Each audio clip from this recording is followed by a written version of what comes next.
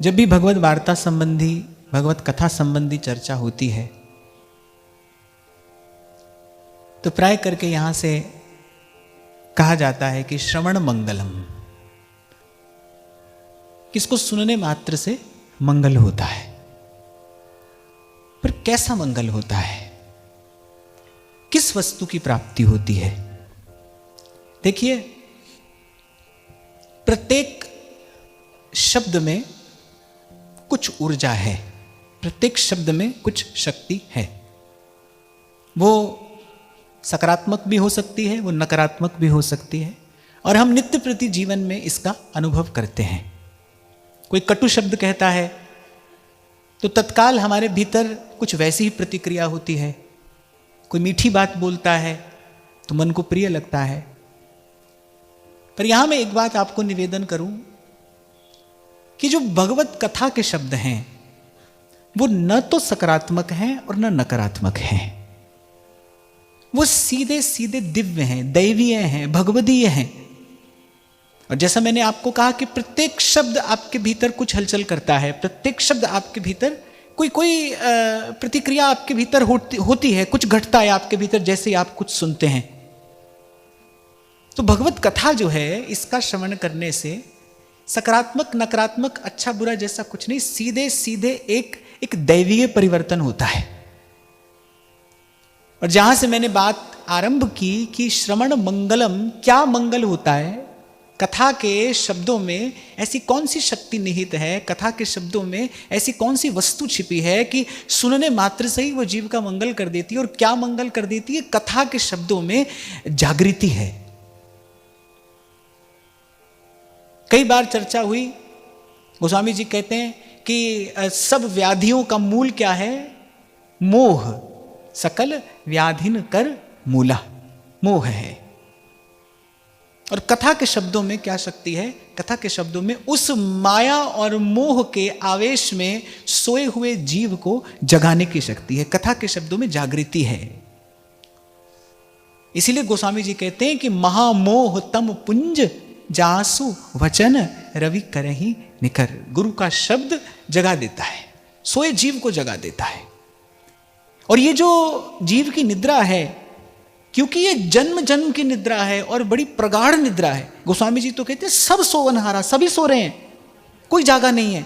कोई विरला होता है जो जागता है। और जैसा कई बार मैं आपसे कहता हूं ना, एक दीपक, एक जलता हुआ दीपक लाखों करोड़ों दीपकों के लिए एक संभावना है। एक जलता हुआ जो दीपक है वो करोड़ों दीपकों के लिए एक संभावना है। तो बस ऐसी उसकी बलिहारी है, जा घट परगट होए। कबीर कहते हैं ना, घट घट मेरा साइया सूनी सेज न कोए, पर बलिहारी वा घट के जा घट परगट होए। भ्रम भूल में भटकते उदय हुए जब भाग, मिला अचानक गुरु मुझे, लगी लगन की लाग। और मुझे तो लगता है कि कोई राजा होकर जन्म ले, भिक्षुक होकर जन्म ले, समृद्ध होकर मरे, दरिद्र होकर मरे। कबीर कहते हैं ना, आए हैं सो जाएंगे, राजा रंक फकीर, कोऊ सिंहासन चढ़ चला और कोऊ बंधा जंजीर। गुरु के मिलने से पहले, अच्छा हो बुरा हो, राजा हो भिक्षुक हो, पर वो सब एक सा ही है। जो वास्तविक परिवर्तन जीवन में आता है ना, जिसको परिवर्तन कहना चाहिए, जो वास्तविक परिवर्तन जीवन में आता है, वो तो जीवन में संत के और गुरु के आगमन के बाद ही आता है। नहीं तो उससे पहले जीव पाप कर रहा है तो भी सोया है, पुण्य कर रहा है तो भी सोया है। पाप पुण्य की डोर में बंधा जीव, आस की पास में बंधा जीव सोया ही है। पुण्य भी जीव करता है तो संसार के सुख को प्राप्त करने की आशा से ही तो करता है। ये करके कुछ मिलेगा, ये करके कुछ पा जाऊंगा, इसी आशा से ही तो जीव पुण्य करता है। मैं तो कहता हूं वास्तविक पुण्य भी जीवन में संत और गुरु के आने के बाद ही होता है। वही आपको सिखाता है, भाई करण करावण हार आप करने वाले नहीं हो। कोई अगर अच्छा भी आप कर रहे हो तो कोई आपसे करा रहा है। ये तो मैं आपको अपने जीवन का अनुभव बता रहा हूं। व्यक्ति को लगता है कि भाई ये मैंने अमुक कार्य बड़ा अच्छा कार्य किया, अमुक मैंने पुण्य का कार्य किया, पर जीवन में जब संत आता है, सत्संग आता है, तब जीव को ये जागृति होती है, ना मैंने कुछ है किया, ना कछु करने योग, जो कुछ किया सो आपने, प्रभु आप ही करने योग। ये खबर भी तो सत्संग की कृपा से ही पड़ती है ना। संत ही तो बताता है। हम भी ऐसा ही कर रहे थे, हम भी उसी कक्षा में ही पढ़ रहे थे। हमको भी ऐसा लगता था भाई जो अच्छा कर रहे हैं इसका फल मिलेगा, कुछ मिलेगा, वो कुछ पाने की लालसा से ही करते थे। और ऐसा नहीं कुछ नहीं मिलता है, मिलता है, कुछ तो मिलता ही है। जो जस करे सो तस फल चाखा। पर जो पहले कभी मैंने आपसे कहा था ना, उस सब का फल अंततः क्या है? करना, भरना और मरना। संसार की सवारी कोई भी हो भाई, साइकिल हो तो भी आप एक स्थान से दूसरे स्थान तक पहुंचोगे, वो पहला स्थान भी संसार होगा, दूसरा भी संसार होगा। और आप हवाई जहाज में बैठ जाओ, आप हवाई जहाज में बैठ जाओ, वो भी क्या करेगा? एक जगह से आपको उठाएगा, दूसरी जगह पर आपको उतारेगा, पर वो दोनों ही जगह है तो संसार में ही ना। आरंभ भी संसार है, अंत भी संसार है। कृपा है, गुरु की कृपा है, संत की कृपा है, जो आपको इस मंडल से बाहर ले जाती है। जहां कल व्यास जी कह रहे थे, जहां न भव भय रोग। व्यास जी कहते हैं सत्संग की कृपा से अब उस परम पद की आशा जगी है, जहां न भव भय रोग। जैसे भगवत रसिक देव कहते हैं, हमारे वृंदावन उर और माया काल जहां नहीं व्यापे, जग की दौरा दौर हमारे वृंदावन उर और। पर सब मंगलों का मूल क्या है? संत विशुद्ध मिलहि परिते ही, चितवत राम कृपा करिजे ही, चितवत राम कृपा करिजे। नारद जी बड़े व्याकुल हो गए जब कोई समाधान नहीं मिल रहा। खूब वेद का पाठ कर लिया और अनेक अनेक बार गीता जी का गान करके सुना दिया, सब वेद शास्त्रों का पाठ हो गया, गान हो गया, अनुष्ठान हो गया, लेकिन वो ज्ञान और वैराग्य अचेत ही पड़े हैं। ऐसे आंख खुलती है फिर मुंद जाती है, उठने का प्रयास करते हैं पर फिर गिर जाते हैं। देवर्षि नारद ने कहा, भाई जो करने योग्य था सब तो हमने कर लिया, अब क्या करें? और जब तक ज्ञान और वैराग्य पुष्ट नहीं होंगे तब तक भक्ति प्रसन्न नहीं होगी, जब तक भक्ति प्रसन्न नहीं होगी तब तक उस आनंद की अनुभूति कैसे होगी, तब तक सुख मिलेगा कैसे? इस बात को आप सदा स्मरण रखना। जो 2 दिन पहले हमने यहां चर्चा की ना, कि भक्ति हो पर प्रसन्न भक्ति हो, प्रसन्न भक्ति। और भक्ति प्रसन्न तभी रहेगी जब ज्ञान और वैराग्य, जब उसके पुत्र उसके सामने हष्टपुष्ट रहेंगे, प्रसन्न रहेंगे। ये तो बड़ी सीधी सी बात है समझने की। माता तभी तो प्रसन्न है ना जब उसका बालक सुखी है। बालक सुखी है तो माता प्रसन्न है। माता को अपने कष्ट से कष्ट नहीं है, पर बालक के कष्ट से कष्ट है। तो भक्ति तभी प्रसन्न होगी जब ज्ञान और वैराग्य पुष्ट रहेंगे। और ज्ञान और वैराग्य को पुष्ट करने का एकमात्र उपाय, यही चर्चा यहां पर हो रही है। सब कर लिया नारद जी ने, लेकिन ज्ञान और वैराग्य वो प्रसन्न नहीं हो पाए, वो सचेत नहीं हो पाए, वो अचेतवत ही पड़े हैं। तब श्री सनकादिक ने प्रकट होकर कहा कि देवर्षि, इनको पुष्ट करने का एक ही उपाय है, इनको सीधे सीधे भगवान की कथा सुनाइए, इनको कृष्ण कथा सुनाइए। उन कथा के शब्दों में कुछ ऐसा है, उन कथा के शब्दों में संजीवनी है, वो इनको पुनः पुष्ट कर देंगे, प्रसन्न कर देंगे। और इनके पुष्ट होते ही भक्ति आनंदित हो जाएगी। तो जब सनकादिक का आगमन हुआ, अच्छा कल एक और छोटी सी बात यहां से कही गई थी, उसका पुनः स्मरण करना चाहिए। जब देवर्षि नारद थोड़े व्याकुल हुए ना कि भाई क्या करें, अब किसके पास जाएं, किससे पूछें, क्या उपाय है भक्ति के उत्थान का, मैं इसको वचन दे चुका हूं। तब आकाशवाणी हुई, आकाशवाणी ने कहा कि आप घबराइए मत, मार्ग तो है, पर वो मार्ग हम नहीं बता सकते, वो मार्ग संत बता सकते हैं। आप देखो भगवान की वाणी हो रही है, पर भगवान कह रहे हैं कि भाई उपाय हमारे पास नहीं है, उपाय तो संतों के पास है, संत की शरण में जाइए। इसीलिए सब संतों ने विचार कर प्रभु से अंत में यही मांगा, साधु संगति करी अनुदिन राती। संत के पास रहोगे, संत के निकट रहोगे, सत्संग में बने रहोगे तो ज्ञान वैराग्य सत्संग की कृपा से हष्टपुष्ट रहेंगे। सत्संग ही ज्ञान और वैराग्य का आहार भी है, सत्संग ही ज्ञान और वैराग्य की औषधि भी है। सुनते रहिए, सुनते रहिए। कैसे हो जाएं हमारे कान? जिनके श्रवण समुद्र समाना। जैसे समुद्र में अनंत अनंत धाराएं आकर गिरती हैं, पर समुद्र कभी किसी को ना नहीं बोलता। समुद्र ये नहीं कहता ना कि बस हो गया अब और नहीं, समुद्र कभी ना नहीं कहता। अरे ऐसे हो जाएं हमारे कान, जिनके श्रवण समुद्र समाना। कथा तुम्हारी सुभग सरनाना, कथा तुम्हारी सुभग सरनाना। और एक और बात, ये अपने आप को कसौटी पर कसने के लिए है कि हमने श्रवण करना आरंभ किया कि नहीं। क्योंकि जब वस्तुतः श्रवण होता है तो श्रवण का प्रसाद क्या है? जैसे नाम जप का फल क्या है? नाम जप का फल है कि नाम जप में रुचि बढ़ जाए, यही नाम जप का फल है। सेवा का फल क्या है? सेवा का लोभ बढ़े, सेवा का आनंद बढ़े, सेवा का सुख बढ़े, यही सेवा का फल है। ऐसे श्रवण करना हमने आरंभ यदि किया तो उसका प्रसाद क्या मिलेगा? श्रवण की लालसा बढ़ेगी। क्योंकि एक और बात इसी प्रसंग में श्री गोस्वामी जी कहते हैं, रामचरित जे सुनत अघाही, रस विशेष तिन जाना नाही, रस विशेष तिन जाना नाही। रामचरित जे सुनत अघाही, रस विशेष तिन जाना नाही।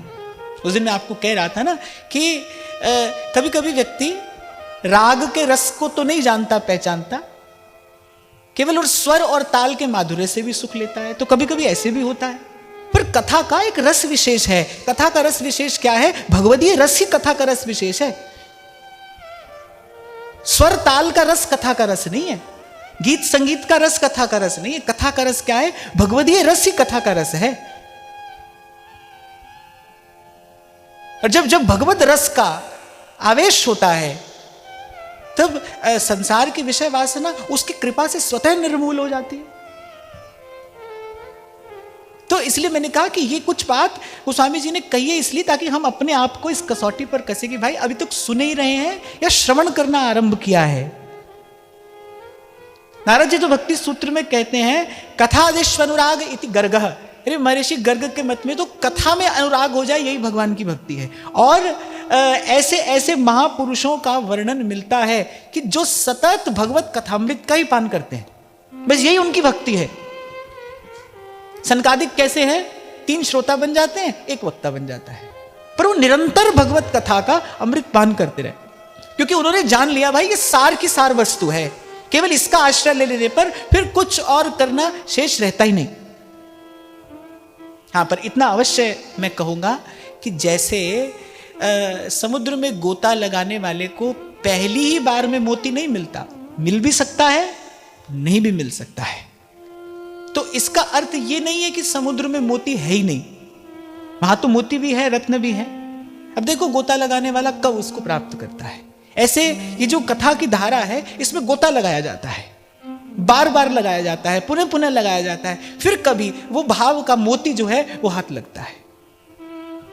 जैसे ध्रुवदास जी कहते हैं ना, रूप सिंधु में पैठ ध्रुव, जो मन सकहीं संभार, रूप रतन तब कर परे, विषया विषदय डार।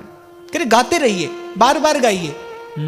बनी वृषभानु नंदिनी आज, भूषण वसन विविध पहिरे तन, भूषण बसन विविध पहिरे तन प्रिय मोहन हित साज बनी वृषभानु नंदिनी आज बनी वृषभानु नंदिनी आज। तो इन पदों में जो रस की धारा बह रही है, उसमें गोता लगाना माने उनका गान करना, बार बार गान करिए, देखो होगा क्या, वो जो श्री महाप्रभु जी कह रहे हैं वो दृष्टि का विषय बनने लगेगा। तभी ध्रुवदास जी ने कहा है, इन्हीं नैनन सब सुख देखे, जीवन जन्म सफल करी लेखे। इसलिए संत कहते कुछ न समझ में आए, किसी भी साधन की उपलब्धि न हो, कुछ भी समझ में न आए, तो फिर तो सब बात एक तरफ करके राधे राधे गोविंद गोविंद राधे राधे राधे गोविंद गोविंद राधे गोविंद राधे गोपाल राधे गोविंद राधे गोपाल राधे श्री राधे राधे गोविंद गोविंद राधे राधे राधे गोविंद गोविंद राधे श्री राधे राधे गोविंद गोविंद राधे श्री राधे राधे गोविंद गोविंद राधे गोविंद राधे गोपाल राधे गोविंद राधे गोपाल राधे गोविंद राधे गोपाल राधे गोविंद राधे गोपाल राधे श्री राधे राधे गोविंद गोविंद राधे श्री राधे राधे गोविंद गोविंद राधे श्री राधे राधे गोविंद गोविंद राधे श्री राधे राधे गोविंद गोविंद राधे। महाराज वाणी में कहते हैं ना, तहां वैकुंठ जहां कीर्तन तेरा, यहां भगवान नाम का गान हो रहा है, कीर्तन हो रहा है, करे तहां वैकुंठ, अर्थात वो जो स्थान है वो माया और काल से परे हो जाता है। वैकुंठ क्या है? जो जहां पर माया और काल की गति नहीं है। कह रहे तहां वैकुंठ जहां कीर्तन तेरा, जहां कीर्तन होता है, वो स्थान जो है वो माया और काल से परे हो जाता है। इस समय किया हुआ शुभ संकल्प अवश्य फलीभूत होता है। इसलिए मैं कई बार आपको कहता हूं, सुनते समय थोड़ी असावधानी हो जाए कोई बात नहीं, पर जब कीर्तन हो तो कुछ सावधान होकर उच्च स्वर से, प्रेम से, भाव से भगवान नाम का उच्चारण करिए। ये आपकी सोई चेतना को जगाने वाला क्षण है। ये आपके आसपास जो बैठे हैं, इनमें से कोई ऐसा होगा जिसका परमाणु सशक्त होगा, तो इस क्षण का लाभ लेना चाहिए। साधुनाम दर्शनम पुण्यम। संत के दर्शन में एक विशेष प्रकार की एक शीतल अनुभूति होती है। जब संत का दर्शन होता है ना, त्रिताप से तपे हुए जीव को, आपने भी शायद कभी अनुभव किया हो कि कभी कभी किसी को देखते ही आपको नेत्रों से अश्रु प्रवाह होने लगता है, आप जानते भी नहीं ये क्यों हो रहा है। कभी किसी संत का दर्शन करते ही ऐसे आपका हृदय जो है वो द्रवीभूत हो जाता है। ऐसा बहुत लोगों का अनुभव भी मैंने पढ़ा कि जब कथा में आए, आकर बैठे, तो पता नहीं क्यों ऐसे ऐसे अश्रुधारा बहने लगी। वो क्या है? वो आत्मा को मिली सुखानुभूति है। जब आत्मा सुखी होती है तब ऐसा लक्षण प्रकट होता है, जब आत्मा को सुख होता है। तो नारद जी कह रहे हैं, भाग्योदयेन बहुजन्म समर्जितेन, बोले आप जैसे संतों का दर्शन बहुजन्म समर्जितेन, अनेक अनेक जन्मों के जब पुण्य संचित होते हैं। बड़ भागी मैं सतगुरु पाया, मन की दुविधा दूर न साई। जो वस्तु मैं ढूंढी जग में, सो वस्तु घट भीतर पाए। सत्संगमम च लभते पुरुषो यदा वै। और फिर नारद जी कह रहे हैं, यदि ऐसा सत्संग हो जाए, यदि आप जैसे किसी भगवत प्रेमी का, किसी महानुभाव का, किसी समर्थ का दर्शन हो जाए, तो फिर नारद जी कहते हैं, अज्ञान हेतु कृत मोह मदांधकार, मोह का, मद का अंधेरा फिर सदा सदा के लिए छट जाता है। नाशम विधायत हितदोदयते विवेक। इसलिए बहुत सत्संगति की महिमा विचार कर संत कहते हैं, तुलसी संगत साध की कटे कोटि अपराध। तराजू लेकर तोली महिमा, तुलयाम लवे नापिना स्वर्गम नापु नरभवम, भगवत संगी संगस्य मर्त्यानाम किमुताशिषः। मैं तो इस भाव का बहुत बहुत बार विचार करता हूं, देर तक विचार करता हूं। जैसे अभी आपसे मैं कह रहा था ना, खाना पीना, सोना मरना, आना जाना, और ये सब, उसमें भले कुछ भी आपको मिल रहा है, छोटी से छोटी वस्तु या बड़ी से बड़ी वस्तु, पर अंततः सब मिलाकर अंतिम निचोड़ क्या है? संसार है, आवागमन है, आना और जाना है, और दुख पाना है, क्लेश है, यहां क्लेश है। कल मैं आपसे कह रहा था ना, संग फिरत है काल भ्रमत नित शीस पर। परम श्रद्धेय स्वामी श्री रामसुख दास जी महाराज से एक बार किसी ने पूछा, उनकी एक छोटी सी पुस्तक है, उसमें बात लिखी है। उनसे एक बार किसी ने पूछा कि आप अपने जीवन का अनुभव बताइए। हम भी साधक हैं, साधना के मार्ग पर आगे बढ़ना चाहते हैं, आप कुछ अपने जीवन का अनुभव बताइए। तो स्वामी जी ऐसे मुस्कुराते हुए बोले हमने बहुत कष्ट सहा है, आप भी सही है, यहां बहुत कष्ट है। इसलिए महाप्रभु कह रहे, यही डर ही डरप, इस कष्ट से डरिए। पर ऐसा विवेक शून्य हो गया है जीव, ऐसी मोह की निद्रा है, ऐसा दुरंत मोह है कि यहां से निरंतर कष्ट पा रहा है, लेकिन संसार की वासना को नष्ट नहीं कर पा रहा है। कष्ट पा रहा है पर वासना को नष्ट नहीं कर पा रहा है।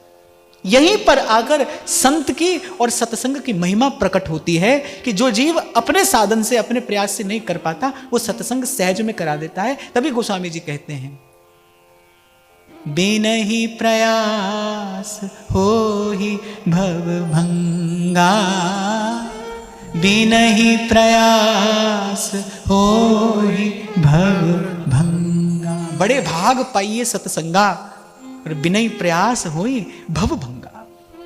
कभी कभी कोई किसी की कही हुई कोई एक बात ऐसी होती है जो सीधे आपके भीतर उतर जाती है। मुझे बहुत अच्छे से स्मरण है, जब बिल्कुल पहली बार कथा की सेवा मुझे प्राप्त हुई, भक्तमाल जी की कथा मैंने कही थी। कथा जिस दिन पूर्ण हुई तो ऐसा मेरा नियम था कि रात को 10 मिनट 15 मिनट कुछ ना कुछ स्वाध्याय करके ही सोना है, किसी भक्त का चरित्र या किसी संत की बात। ऐसा बहुत लंबे समय तक ऐसा नियम रहा कि भाई कुछ विचार ऐसा हो जिसका विचार करते करते ही सोना है। श्री डोंगरे जी महाराज की भागवत में मैंने पढ़ा था कि शैया पर साधक को विशेष सावधान रहना चाहिए। प्रयास वो यही करे कि तो नाम जपते जपते निद्रा में प्रवेश करे, या किसी संत की बात का विचार करते हुए, चिंतन करते हुए निद्रा में जाए, या किसी भक्त के चरित्र का चिंतन करते करते सोए, ताकि जो निद्रा है वो भी भगवत भाव युक्त रहे। नहीं तो क्या होता है, जो कष्ट प्रकट में नहीं आता वो स्वप्न में आता है। स्वप्न में भी तो संसार ही देखते हैं, स्वप्न में भी तो जीव भटकता ही है, संसार के दृश्य देखकर ही तो जीव भटकता है। तो तब से ऐसा कुछ नियम बना और बड़े दीर्घ काल तक ये नियम रहा और इससे बड़ा लाभ मिला। तो ऐसे ही मैं स्वामी जी की कोई पुस्तक पढ़ रहा था, उन्होंने कहा कि ऐसे एकाएक किसी संत का दर्शन करके एकाएक हमारे मन में ऐसा विचार आया और हम गंगा किनारे जाकर बैठ गए कि अब हमको भगवत प्राप्ति के अतिरिक्त और कुछ नहीं करना है। अब हमारा सारा प्रयास होगा केवल प्रभु को पाने के लिए होगा, केवल प्रभु का प्रेम पाने के लिए होगा। तो ऐसी जब मैंने ये पंक्ति पढ़ी ना, किसी ने पूछा कोई जीवन का अनुभव बताइए, तो उन्होंने कहा हमने कष्ट सहा है, आप भी सही है। अनेक संदेश दे दिए उन्होंने एक पंक्ति कहकर। एक तो दुखालयम अशाश्वतम, सब संत कह रहे हैं नानक दुखिया सब संसार, सब कह रहे हैं। क्यों कह रहे हैं? आपको मुझे डराने धमकाने के लिए नहीं कह रहे, आपको मुझे निराश हताश करने के लिए भी नहीं कह रहे। किस लिए कह रहे हैं? इही डरहि डरप हरिवंश हित, जिन अब भ्रमहि गुण सलील पर, जिहि नामनि मंगल लोक तिहु, सुहरि पद भज न विलंब कर, सुहरि पद भज न विलंब कर। अच्छी अच्छी चीज है, ऐसा भय भी अच्छा है। गोस्वामी जी तो यहां तक लिखते हैं, कहते हैं भय बिन होई न प्रीति। जब तक जीव संसार के भय से भयभीत ना हो तब तक वो कुमार्ग पर जाना छोड़ता नहीं। इसलिए कभी कभी प्रभु कृपा करके भय दिखाते हैं, कभी कभी प्रभु कृपा करके भय दिखाते हैं। और मैं कहता हूं कि इस संसार के भय से भयभीत रहिए। ट्राई करके बोलने वाला बोल देता है, बोले हम भगवान के अतिरिक्त नहीं डरते किसी से। भाई भगवान से मत डरिए, भगवान से प्यार करिए। प्रभु से डरने की आवश्यकता नहीं है। उनके जैसा दयालु कृपालु और कौन है? भगवान से किस बात का भय?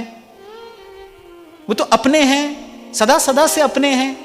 वो तो परम हितैषी हैं, परम आत्मीय हैं, परम दयालु हैं, परम कृपालु हैं, प्रीत की रीत निभाने वाले हैं और अंत तक निभाते हैं। उनके जैसा और कौन है?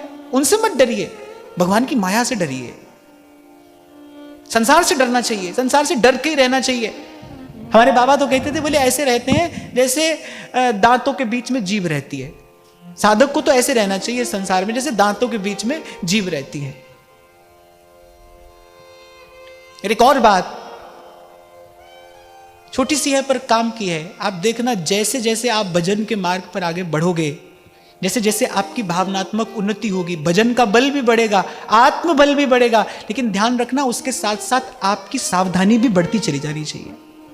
वस्त्र जितना उज्जवल होता चला जाता है, उस पर दाग लगने का भय उतना ही बढ़ता चला जाता है, उसको उतना ही संभाल कर रखना पड़ता है। कुल मिलाकर यही बात समझ में आई भाई। चैन की नींद तो जैसे व्यक्ति अपने घर ही जाकर सोता है ना, कितना भी बढ़िया होटल ले ले, महंगे से महंगा ले ले, पर क्यों कहते हैं सब लोग ईस्ट और west home is the best? किस लिए कहते हैं? इसीलिए क्योंकि चैन की नींद अपने घर में आती है। और मैं तो कहता हूं अपने घर में भी अपने ही बिस्तर पर आती है। अपने घर में भी आप दूसरे कमरे में सो तो हो सकता है वैसी नींद ना आए, अपने घर में अपने उसी कोने में आपको चैन मिलता है। तो भाई यहां सुख की आशा छोड़ दो, चैन तो वहीं जाकर मिलेगा जहां नहीं प्रेम वियोग। चैन तो वहीं प्रभु के चरणों में पहुंचकर मिलेगा।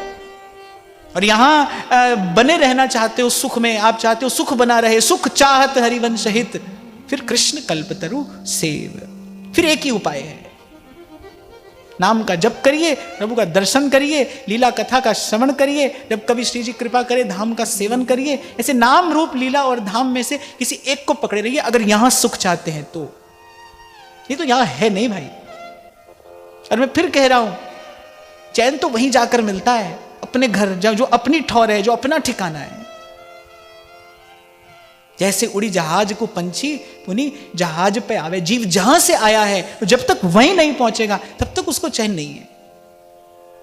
और आया कहां से है? प्रभु से ही आया है, और प्रभु तक ही लौटना है, प्रभु तक ही पहुंचकर जाना है। तो श्री नारद जी ने सत्संगति का फल बताया। बोले जन्म जन्म के अनादिकाल के उस दुरंत मोह को नष्ट करके बोले सोए जीव को जगा देता है संत का दर्शन और संत का संग।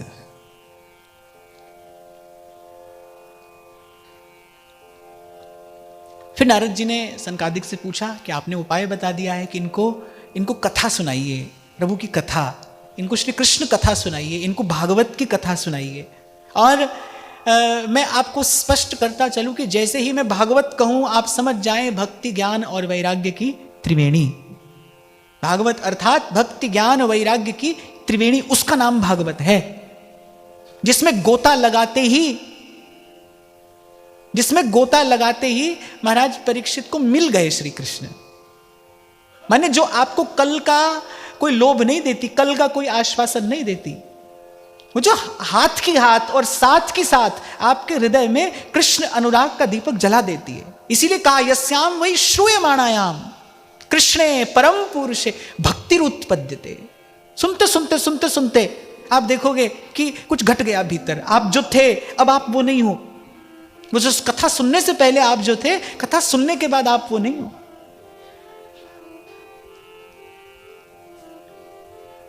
तो नारद जी ने कहा जब आपने इतना सुंदर उपाय बता दिया है, अब विलंब नहीं करना चाहिए, तो बताइए कहां पर बैठकर यह कथा हो। तो सनकादिक ने बताया गंगा द्वार समीपे तु तटमानंद नामकम। बोले गंगा द्वार समीपे और आनंद नामक तट पे। अब देखो कितना सुंदर स्थान बताया है। आनंद अर्थात बहुत पहले हमने यहीं से चर्चा की थी, सुख का विपरीतार्थक शब्द क्या है? दुख। हर्ष का विपरीतार्थक शब्द क्या है? शोक। पर आनंद का कोई विपरीतार्थक शब्द नहीं है। सुख के पीछे दुख है, हर्ष के साथ शोक है, पर आनंद के आगे पीछे केवल आनंद ही है। तो सनकादिक ने कहा आनंद नामक तट पर आप इस भागवती कथा का, इस कृष्ण कथा का ये अमृत बाहिए आनंद नामक तट पर। मुझे कहीं ऐसा लगता है कि इसमें भी एक रहस्य छिपा है। आनंद नामक तट ही क्यों कहा श्री सनकादिक ने? मैं कहता हूं कि जितनी देर सत्संग में आई है ना, कम से कम उतनी देर के लिए, और ये अभ्यास से सध जाएगा। अभ्यास से ऐसा संभव है। वैसे तो अभ्यास से कुछ भी संभव है। भगवान तो कह रहे अभ्यास से ये कभी नियंत्रण में न आने वाला मन भी नियंत्रित हो जाता है। तो अभ्यास से तो कुछ भी संभव है। ये जो मैं आपको कहने जा रहा हूं ये अभ्यास से संभव है कि जब आप आए, अब मान लीजिए आप 1.5-2 घंटे के लिए यहां पर आते हैं, तो बस 1.5-2 घंटे का ये अभ्यास हो कि जैसे ही आप इस प्रांगण में प्रवेश करते हैं, भाई उतनी देर के लिए प्रयास करके विचार पूर्वक अपने सब संबंधों को एक ओर रखकर, अच्छी से अच्छी बात भी और बुरी से बुरी बात भी दोनों एक ओर रखकर, भगवान एक बड़ी प्यारी बात कहते, कह रहे सन्मुख होई जीव मोहि जबहि जन्म कोटि अगनास ही तबहि। भगवान ने ना स्त्री कहा, ना पुरुष, ना ब्राह्मण क्षत्रिय वैश्य कहा, ना अपना पराया कहा, कुछ नहीं कहा। भगवान कह रहे सन्मुख होई जीव मोहि जबहि। और जीव कौन है? जीव न किसी का माता है, न पिता है, न भाई है, न बंधु है, न सखा है, न मित्र है, न पुत्र है। जीव क्या है? ईश्वर अंश जीव अविनाशी चेतन अमल सहज सुख राशि। चेतन अमल सहज सुख राशि। जीव कौन है? भगवान का है। बस जीव का यह परिचय है कि जीव भगवान का है। तो ऐसे जितनी देर के लिए आप यहां आते हैं ना, अभ्यास पूर्वक कम से कम उतनी देर के लिए सब बात एक और रखकर, और मैं आपको फिर कह रहा हूं भाई अभ्यास से ऐसा सध जाता है। इसके लिए अभ्यास की आवश्यकता है। आपको सतत अभ्यास करना पड़ेगा कुछ दिन, फिर आप देखोगे कि वो विचार दृढ़ होता जा रहा है। अरे संसार के विचार का पुनः पुनः अभ्यास करके जीव संसार का हो गया ऐसा लगता है। इसका किसके मूल में कारण क्या है? संसार के विचार का बार बार अभ्यास किया है। मेरी माता, मेरा पिता, मेरा पुत्र, मेरा भाई, मेरा बंधु, मेरा घर, मेरा सामान, मेरा सम्मान, बार बार इसका अनेक बार विचार किया। आपने सुना होगा बोलचाल की भाषा में आप कह भी देते हो कि एक झूठ 100 बार बोलो तो सच लगने लगता है। पुनरुक्ति जो होती है ना, उसमें शक्ति है। फेरते माला गोल गोल घुमाते शक्ति उत्पन्न होती है ना। आप देखो जहां पर बांध में बिजली बनाई जाती है, उसके नीचे से गोल गोल टरबाइन ही तो लगी रहती है, घूमती है। ये जो घूमना है ना, इससे ऊर्जा उत्पन्न होती है। आपने पवन चक्की देखी हो कभी? बड़े बड़े पंखा लगे रहते हैं, वो घूमते हैं, क्या होती है? ऊर्जा उत्पन्न होती है। आपके शब्दों में कहूं तो रिपीटिशन जो वो जो है ना, उसमें उससे एक ऊर्जा उत्पन्न होती है। तो संसार के विचार का बार बार अभ्यास किया है तो देखो वो पक्का हो गया। पूछो कौन है तो आप सबसे पहले अपना नाम बताते हो, नाम बताओगे, गांव बताओगे, संबंध बताओगे, जाति बताओगे, कुल बताओगे। ये सब जो अपने अपने माथे मढ़ा है, ये किस लिए मढ़ा है? केवल संसार का अभ्यास हो गया है, गलत अभ्यास हो गया। इसलिए तो भगवान आदि शंकराचार्य के गुरुदेव ने किस दिन कहा, भाई अब तुम्हारी शिक्षा दीक्षा पूरी, तुम्हारे को ज्ञान हो गया, अब कुछ और जानना बाकी नहीं। उन्होंने जब पूछा, उन्होंने द्वार खटखटाया, पूछा कौन है? हम भगवान शंकराचार्य ने सोचा क्या उत्तर दूं, मैं शंकर, ये तो शरीर का परिचय हुआ, क्या उत्तर दूं? तो वही द्वार पर खड़े होके गाया, मनोबुद्धिरहंकार चित्तानि नाहं न च श्रोत्र जिह्वे। और ये सब कह के फिर अंत में क्या कहते हैं? चिदानंद रूप शिवोहम शिवोहम। अच्छा, शिव का अर्थ क्या है? जहां प्रपंच की आत्यंतिक निवृत्ति हो गई है, जहां जीव कल्याण स्वरूप हो गया है, मंगल स्वरूप हो गया है, उसे कहते हैं शिव रूप हो जाना। जहां जीव शिव स्वरूप अर्थात उसके सब अमंगल नष्ट हो गए, उसके प्रपंच की आत्यंतिक निवृत्ति हो गई है। अब पुनः माया में पड़ने का भय नहीं है, अब पुनः संसार चक्र में गिरने का भय नहीं है। जहां पहुंचकर तो बाहर से ही उन्होंने ये कहा, चिदानंद रूपः शिवोहम शिवोहम।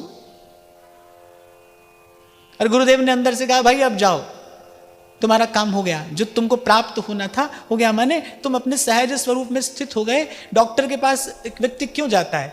रोग है, औषधि लेने के लिए गया, रोग दूर हो जाए, फिर डॉक्टर के पास क्यों जाना है? बोले तुम्हारा रोग दूर हो गया, स्वस्थ हो गए, अपने स्वरूप में स्थित हो गए, अब जाओ। चिदानंद रूप शिवोहम शिवोहम। तो अभी अपन से कोई पूछे कौन, हमारे पास बहुत सारे परिचय हैं देने के लिए, पर रस की प्राप्ति कहां है, किस धरातल पर जाकर है? अनेक बार मैंने आपको यहां से निवेदन किया। श्री कृष्ण ने पूछा कौन, और गोपी ने कहा आपकी हैं, बस। तब ठाकुर जी ने कहा अब ये रस की पात्र हो गई हैं, अब ये अधिकारिणी हो गई हैं, अब सब झमेला छूट गया है, अभी अपने स्वरूप में स्थित हो गई हैं। क्योंकि जो श्री कृष्ण पिलाने वाले हैं ना, वो बड़ा बड़ा गाढ़ा रस है, गरिष्ठ वस्तु है, वो प्रेम गरिष्ठ वस्तु है। जिसकी पाचन शक्ति अच्छी ना हो उसके लिए प्रेम नहीं है। बार बार कहा जाता है ना, भाई भजन को पचाइए, प्रेम को पचाइए, प्रेम को पचाना ही भजन को बचाना है।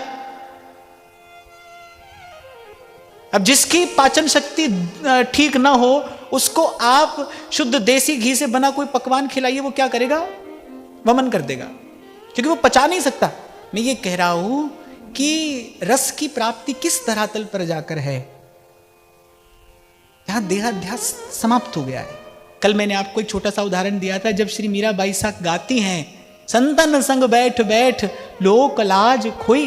क्या अर्थ है? बड़ा दिव्य अर्थ है इस पंक्ति का। इसका अर्थ ये नहीं है कि वो ये सूचना दे रही है कि अब मैं निर्लज्ज हो गई हूं, ये अर्थ नहीं है इसका। कहीं लोक लाज खोई, अब मेरा देहाध्यास छूट गया है। अब ना मैं स्त्री हूं, ना मैं रानी हूं, ना मैं राजघराने की बहू हूं। अब तो मैं कृष्ण की हूं, बस यही परिचय है मेरा, मैं कृष्ण की हूं। मैं तो थारी चरणन दासी, मैं तो थारी चरणन दासी, मारा घर आंगन आजो जी, मारा घर आंगन आजो जी। मीरा के प्रभु समरथ स्वामी, मीरा के प्रभु समरथ स्वामी, मीरा के प्रभु समरथ स्वामी, मीरा के प्रभु बेड़ा पार लगा जो जी, सांवरा हमारी प्रीत निभा जो जी, सांवरा हमारी प्रीत निभा जो जी। तो मैं ये निवेदन कर रहा था, थोड़ा सा अभ्यास आपको करना है कि जब यहाँ आते हैं, जब सत्संग में आते हैं, जब सत्संग में प्रवेश करते हैं, जूता उतार देते हो ना बाहर, जैसे जूते की जोड़ी बाहर उतारते हो ना, ऐसे अहमता ममता भी बस अपने मन को यही अभ्यास कराना है, भाई 1.5 घंटे के लिए अब हम किसी के नहीं है। इससे पहले जो था वो इसके बाद में देखेंगे, पर इस 1.5 घंटे के लिए, इतने समय के लिए अब हम किसी के नहीं, अब हम केवल प्रभु के हैं। कहने का तात्पर्य यह है, प्रभु के सन्मुख जब कोई जीव होकर जाता है, अर्थात प्रभु का होकर जाता है, जीव अर्थात जो प्रभु का है, केवल ईश्वर अंश मात्र नहीं है, वो प्रभु का सेवक भी है, प्रभु का दास भी है। और वेद तो कहता है वो प्रभु का सखा भी है। द्वा सुपर्णा सयुजा सखाय, वो सखा भी है। और मैं आपको ये बात इसलिए कह रहा हूं कि इसका अभ्यास करना पड़ेगा, क्योंकि केवल कहने भर से ऐसा नहीं होगा। मन तो यहां बैठे बैठे भी सब छलांग लगाता है ना बाहर। यहां पर जब आप बैठते हैं, ये तो खैर सत्संग का प्रभाव है जो समेट लेता है मन को, लेकिन फिर भी जब जब मन को अवसर मिलता है, जैसे ही मन को अवसर मिलता है, मन अपनी उछल कूद तो कर ही लेता है।